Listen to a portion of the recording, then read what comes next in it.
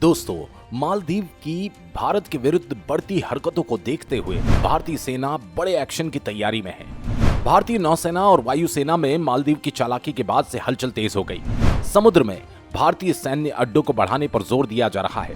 भारत मालदीव की तरह बयानबाजी नहीं करता, बस सही वक्त का इंतजार कर रहा है। जो भारत की प्रतिक्रिया करने का अंदाज जानते हैं वे समझते हैं कि भारत चुप बैठ सकता है पर शांत नहीं। और अब यही डर मालदीव के पूर्व राष्ट्रपति को सता रहा है, इसलिए वह मोइजू की हरकत पर मालदीव के लिए रहम मांग रहे हैं। मालदीव के पूर्व राष्ट्रपति मोहम्मद नशीद ने भारत की ओर से बहिष्कार की अपील पर चिंता जताई है। उन्होंने मालदीव के लोगों की ओर से माफी मांगी और भारतीय पर्यटकों के उनके देश का दौरा जारी रखने पर जोर दिया। बता दें, नशीद ने मालदीव पर बहिष्कार के प्रभाव का जिक्र करते हुए अपने बयान में कहा कि इसका मालदीव पर बहुत असर पड़ा है। मैं फिलहाल भारत में हूं और इसे लेकर बहुत चिंतित हूं। मैं आपसे कहना चाहता हूं कि मालदीव के लोग क्षमा चाहते हैं। जो कुछ भी हुआ हमें उसका खेद है। न्यूज एजेंसियों से बातचीत में मोहम्मद नशीद ने कहा कि मुझे लगता है इन मामलों को सुलझाया जाना जरूरी है। हमें बदलाव करना होगा, सामान्य रिश्तों की ओर लौटना होगा।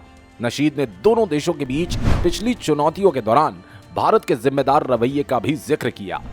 भारत के शांत स्वभाव की तारीफ करते हुए मोहम्मद रशीद ने भारत की खूब तारीफ की।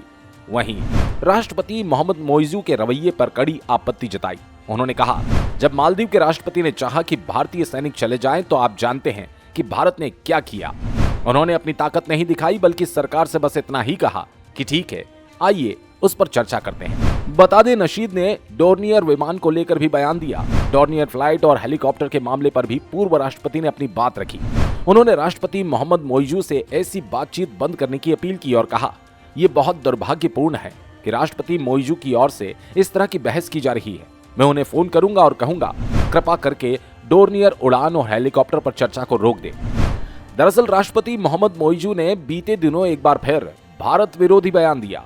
उन्होंने कहा कि उनके देश में 10 मई के बाद एक भी भारतीय सैन्यकर्मी मौजूद नहीं रहेगा, यहां तक कि सादे कपड़े में भी नहीं। इसे लेकर विवाद फिर से छिड़ गया। मोइजू का ये बयान तब आया जब कुछ दिन पहले ही भारत की असैन्य टीम मालदीव में उन्नत हेलीकॉप्टर का संचालन करने वाले सैन्य कर्मियों की जगह लेने पहुंचे थे। मोइजू ने अपने देश से भारतीय सैन्य कर्मियों की वापसी के लिए पहले 10 मार्च की तारीख तय की थी। इसके बाद भारत से बातचीत के बाद 10 मई की तारीख फिक्स की गई और अब 10 मई को लेकर भी मालदीव उल जलूल बयान दे रहा है, जिसे लेकर पूर्व सरकारें और पूर्व राष्ट्रपति नाखुश नजर आ रहे हैं। इस पूरे विवाद पर आपकी क्या राय है? हमें कमेंट करके जरूर बताएं।